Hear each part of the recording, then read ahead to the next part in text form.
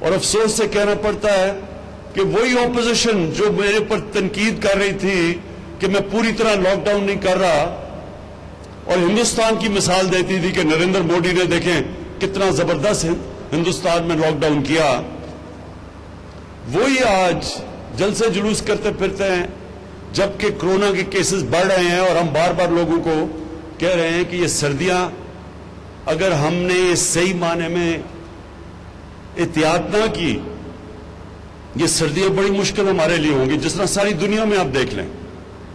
امریکہ کے اندر آج ہر 4 دنوں میں اتنے لوگ کورونا سے مرتے ہیں جتنے ابھی تک 7 مہینے میں ہمارے اللہ کا شکر ہے نہیں مرے، یعنی اتنی تیزی سے وہاں پھیل رہی ہے۔ اور کیلیفورنیا میں پورا لاک ڈاؤن کیا ہوا ہے انہوں نے، انگلینڈ کے اندر انہوں نے بڑے اسٹرکٹ لاک ڈاؤن کیا ہوا ہے، اٹلی میں کیا ہوا ہے۔ تو ہم ابھی سے اگر احتیاط کریں جس طرح ہم نے پہلے کی تھی تو یہ سردیوں میں ہم اپنے ملک کو بچا سکتے ہیں، اپنی انڈسٹری کو بھی بچا سکتے ہیں اور اپنے لوگوں کو بھی بچا سکتے ہیں۔ تو اس لیے میں آپ سب کو بار بار تاکید کروں گا کہ سب سے آسان طریقہ اس وائرس کو روکنے کا یہ ماسک ہے۔ اچھا، میں پھر سے اب جو حماد نے باتیں کی میں اس سے آگے جاتا ہوں۔ دونوں منسٹرز حماد اظہر اور رزاق داؤد، انہوں نے بڑا زبردست بزنس کمیونٹی کے ساتھ انٹریکشن رکھا ہے، مسلسل یہ ان سے انٹریکٹ کرتے ہیں، پوری مجھے فیڈ بیک دیتے ہیں، جو بھی بزنس کمیونٹی کے پرابلمز ہیں وہ ہمیں بتاتے ہیں، اور ہماری پوری کوشش ہے کہ بزنس کمیونٹی کو پورا انکریج کیا جائے تاکہ پاکستان میں پھر سے انڈسٹریلائزیشن شروع ہو۔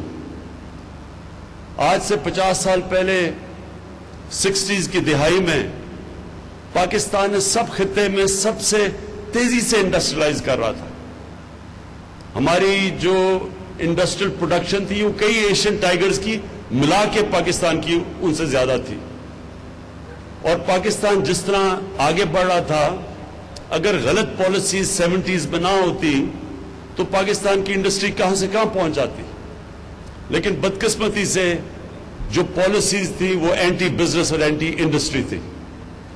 یہ اس کے بعد اب یہ پہلی آپ کے سامنے گورنمنٹ آئی ہے جس کی اب پالیسی ہے پاکستان کو انڈسٹریلائز کرنا، جس کی اب پالیسی ہے کہ ہم نے اپنی بزنس کمیونٹی کو انسینٹیوز دینے ہیں، ان کی رکاوٹیں ختم کرنی ہیں، ان کے لیے جو فریز یوز کیا جاتا ہے ایز آف ڈوئنگ بزنس، ان کے لیے ہم نے کرنی ہے تاکہ انویسٹمنٹ بڑھے۔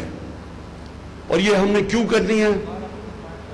کیونکہ میری گورنمنٹ کا جو سب سے بڑا مقصد ہے وہ یہ ہے کہ اس ملک میں غربت کم کی جائے، لوگوں کو غربت سے نکالا جائے، جو نچلا طبقہ اس وقت ہے اس کو اوپر اٹھایا جائے، اور جو علاقے پیچھے رہ گئے ہیں، جو بھی پاکستان میں علاقے پیچھے رہ گئے ان کے اوپر خاص توجہ دی جائے۔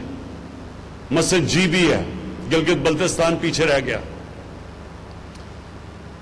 ہمارا جو فاٹا ہے، جو مرج ڈسٹرکٹس ہیں، جو پرانا قبائلی علاقہ ہے وہ پیچھے رہ گیا، بلوچستان پیچھے رہ گیا، پنجاب کی جو ڈسٹرکٹس ہیں، جو چیف منسٹر کی ڈسٹرکٹ ہے ڈی جی خان، اور اس میں ان کا جو علاقہ قبائلی علاقہ ڈی جی خان کا، وہ سب سے پیچھے رہ گیا۔ تو سب سے پہلے تو جو ڈیولپمنٹ ہو وہ ہمیشہ انکلوسیو ہوتی ہے، کبھی بھی ایک چھوٹے سے علاقے کو آپ ڈیولپ کر لیں اور باقی ملک پیچھے رہ جائے، وہ ملک ترقی نہیں کر سکتا، اور وہ بھی ملک ترقی نہیں کر سکتا جدھر ایک چھوٹا سا طبقہ امیر ہو جائے اور باقی لوگ غریب ہو جائیں۔ سو جو ڈیولپمنٹ ہوتی ہے وہ انکلوسیو ہوتی ہے۔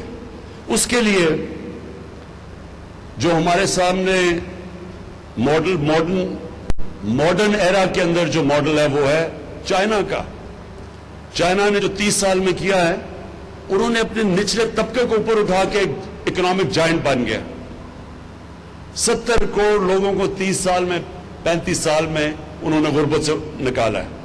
تو کانسنٹریٹ کیا، اب جو علاقے پیچھے رہ گئے ان کو وہ مدد کر رہے ہیں۔ جو سی پیک کا اصل ایک اور بہت بڑی وجہ یہ ہے کہ وہ اپنا جو ویسٹرن چائنا ہے جو پیچھے رہ گیا ہے اس کو کنیکٹ کرنا چاہتے ہیں، اس کی کنیکٹیوٹی سمندر سے دینا چاہتے ہیں، ٹریڈ کنیکٹ ہو تاکہ گوادر کے ذریعے وہ بھی وہ ان کے لیے اپنا سامان آسان اور بیچنے کا دنیا کو، تو وہ اس کو ڈیولپ کرنا چاہتے ہیں. ایک یہ وجہ سی پیک کی.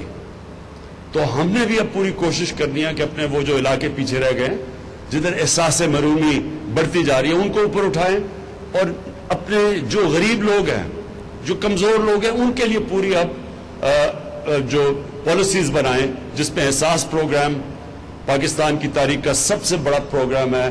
ان حالات کے اندر بھی جو ہم پیسہ خرچ کر رہے ہیں کہ نچلے طبقے کی مدد کریں اوپر آنے کے لیے، لیکن اس سب کے لیے ویلتھ کریشن کی ضرورت ہے. جب تک ہماری ملک کی دولت نہیں بڑھے گی، ہم غربت لوگوں کو نہیں نکال سکتے. جو چائنا نے بھی یہ کیا، انہوں نے ساتھ ساتھ انڈسٹریلائز کیا، اسپیشل اکنامک زونز ڈیولپ کیے، ایکسپورٹ زونز. باہر سے انہوں نے ساری دنیا سے انویسٹمنٹ اٹریکٹ کی ان زونز کے اندر.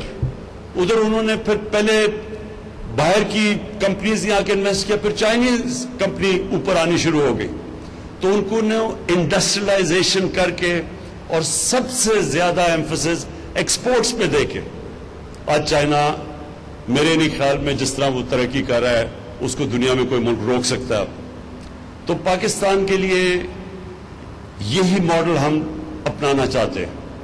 ہماری کوشش ہے کہ اب جس طرح سیالکوٹ کی انڈسٹری کی ہم پوری مدد کریں، ہر قسم کی آپ کو فیسلٹی دیں. جتنی آپ انڈسٹریلائز کریں گے سیالکوٹ کا تو فائدہ ہوگا، سارے پاکستان کا فائدہ کریں گے. جتنی آپ کی ایکسپورٹس بڑھے گی. پاکستان کا جو سب سے بڑا پرابلم ہے، ہمارے فورن ایکسچینج ریزروز نہیں ہیں. یہ جو ہم جب آئے شروع میں تو ہمارے پاس تو پیسہ ہی نہیں تھا.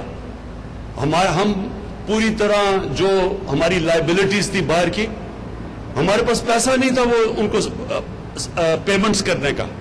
کئی چیزوں پہ ہم ڈیفالٹ کر رہے تھے. اور یہ ہمارے پاس مسلسل پاکستان کا پرابلم آتا ہے ہماری 70 سالہ تاریخ میں کہ جیسے ہی ہماری گروتھ بڑھنی شروع ہوتی ہے ہمارا کرنٹ اکاؤنٹ ڈیفیسٹ بڑھنا شروع ہو جاتا ہے. ہم دنیا کو ایکسپورٹ کرتے بہت کم ہے اور امپورٹ زیادہ کرتے ہیں. تو وہ جیسے جیسے کرنٹ اکاؤنٹ ڈیفیسٹ بڑھتا ہے روپے پہ پریشر پڑنا شروع ہو جاتا ہے. اور روپے پہ پریشر پڑتا ہے، جب روپیہ گرتا ہے تو سب سے بڑا اس کا پرابلم ہوتا ہے مہنگائی آ جاتی ہے. پاکستان میں ساری چیزیں مہنگی ہو جاتی ہیں. تو ہمارا جو امپورٹنٹ چیز ہے سارے ملک کو ریئلائز کرنا ہے کہ ہم نے اپنی ایکسپورٹس بڑھانی ہے. اور ایکسپورٹس کے لیے یہ ملک کی ضرورت ہے کہ ہم سیالکوٹ کی مدد کریں. اور سیالکوٹ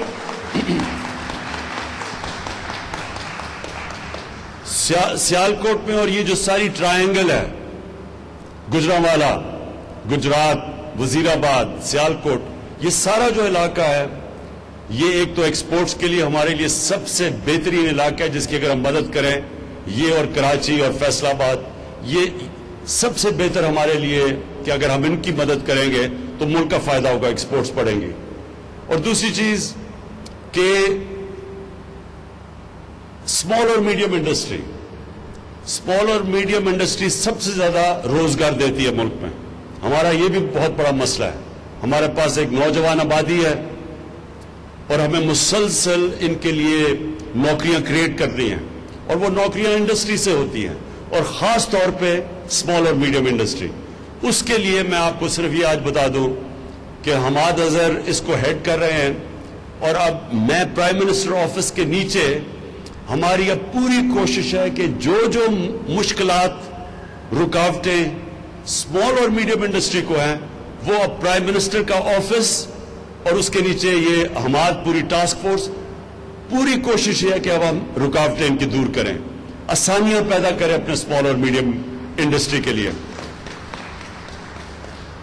اور میں جو آج اناؤنس بھی کروں گا بعد میں جو ہماری اگلی فنکشن ہے کہ یہاں ہم ایک state of the art university بنا رہے ہیں. ایک ہم نے بنائی تھی جو ہماری گورنمنٹ کی، یہ پختونخوا میں جب ہماری گورنمنٹ تھی، بہت بڑی اچیومنٹ ہے. ہری پور میں ہم نے ایک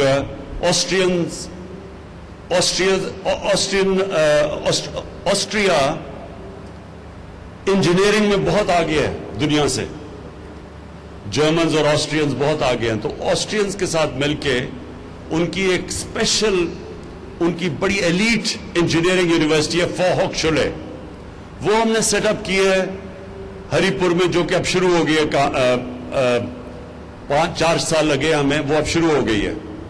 और उसके अंदर अप्लाइड साइंसेज और इंजीनियरिंग, वो एक ऐसा एक सेंटर बना है जो इंटरनेशनल लेवल का, जो हमें शदीद जरूरत है इस मुल्क में इंजीनियर्स प्रोड्यूस करने की, quality IT professionals, artificial intelligence, ये नई जो टेक्नोलॉजीज आ रही हैं, तो टेक्नोलॉजी के ऊपर बेस वो जो हरिपुर में यूनिवर्सिटी है, उसी की तरह की यूनिवर्सिटी अब हम रेप्लिकेट कर रहे हैं इंशाल्लाह यहां सियालकोट के अंदर।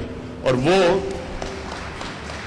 वो आपकी सारा जो ये इंडस्ट्रियलाइजेशन की मदद करेगी, ये क्वालिटी इंटरनेशनल स्टैंडर्ड की अप्लाइड साइंसेज और इंजीनियरिंग की यूनिवर्सिटी और टेक्नोलॉजी की यूनिवर्सिटी। तो आखिर में मैं सिर्फ आपको एक चीज अश्योर करना चाहता हूं, ये जो मैं आपके पास आया हूं और आपको कह रहा हूं कि पूरी तरह अपनी इंडस्ट्री की हम मदद करेंगे, और सियालकोट की वो बिजनेस कम्युनिटी जिसमें वाइब्रेंसी ऐसी है कि वो अपनी सड़कें भी बना लेते हैं, अपने एयरपोर्ट भी, अपनी एयरलाइन भी बना ली है, इनकी अब हम आपकी पूरी तरह मदद करेंगे, हर तरह आपकी मदद होगी। कॉन्स्टेंटली आपसे, अभी मैंने 2 हफ्ते के बाद आपसे मिल रहा हूं, उससे पहले आपने हमाद को और रजाक दाऊद को बताना है कि क्या क्या आपके इश्यूज हैं। वो हम आपको, जो मेरे से मीटिंग होगी इंशाल्लाह, उस मीटिंग में बैठ के सारे आपके इश्यूज जो एफबीआर से हैं, जो स्टेट बैंक ऑफ पाकिस्तान से हैं, जो यूटिलिटी कंपनी से हैं, वो सारे इंशाल्लाह एक ही वक्त पे हम बैठ के आपके सारे इश्यूज हल करेंगे। और मैं सियालकोट को आखिर में ये कहना चाहता हूं कि जो इंशाल्लाह हम अपना जो लोकल गवर्नमेंट सिस्टम लेके आ रहे हैं, हमारा जो लोकल गवर्नमेंट सिस्टम है, उसके अंदर शहरों को हम सिटी गवर्नमेंट्स लेके आ रहे हैं, और पहली दफा पाकिस्तान की तारीख में जो सिटी गवर्नमेंट बनेगी वो डायरेक्ट इलेक्शन से मेयर इलेक्ट होगा। ये जिस तरह के लंदन मेयर होता है, जिस तरह के पेरिस में होता है, जिस तरह न्यूयॉर्क का मेयर होता है, उसी तरह एक मॉडर्न मेट्रोपॉलिटन सिटी का एक सेटअप लेके आ रहे हैं। क्योंकि ये जो आपके मसले हैं, म्युनिसिपल मसले, सड़कें, गंदगी, ये तब तक नहीं हल होगी जब तक एक मॉडर्न, एक मेट्रोपॉलिटन सिटी की लोकल गवर्नमेंट आपकी नहीं बनेगी। ये पहली दफा पाकिस्तान की तारीख में हम इलेक्शन करवाएंगे इंशाल्लाह अप्रैल के बाद। डायरेक्टली इलेक्टेड मेयर होगा, और वो मेयर वो लोग इलेक्ट करें, आपके शहर के वो लोग करेंगे जिसमें एडमिनिस्ट्रेटिव कैपेबिलिटीज होंगी।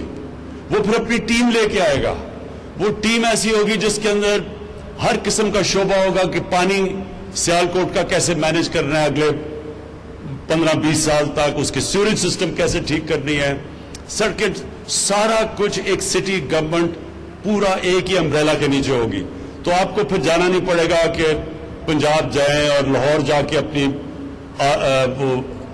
वो अपनी दरखास्तें लेके जाएं। यहीं बैठ के आप अपनी खुद शहर चलाएंगे। तो अगर जो अपने एयरपोर्ट बना सकते हैं, जो अपनी एयरलाइन बना सकते हैं, सड़कें अभी बना सकते हैं, तो उस सिस्टम में आपको पूरी तरह मौका मिलेगा सियालकोट को एक मॉडर्न सिटी बनाने के लिए।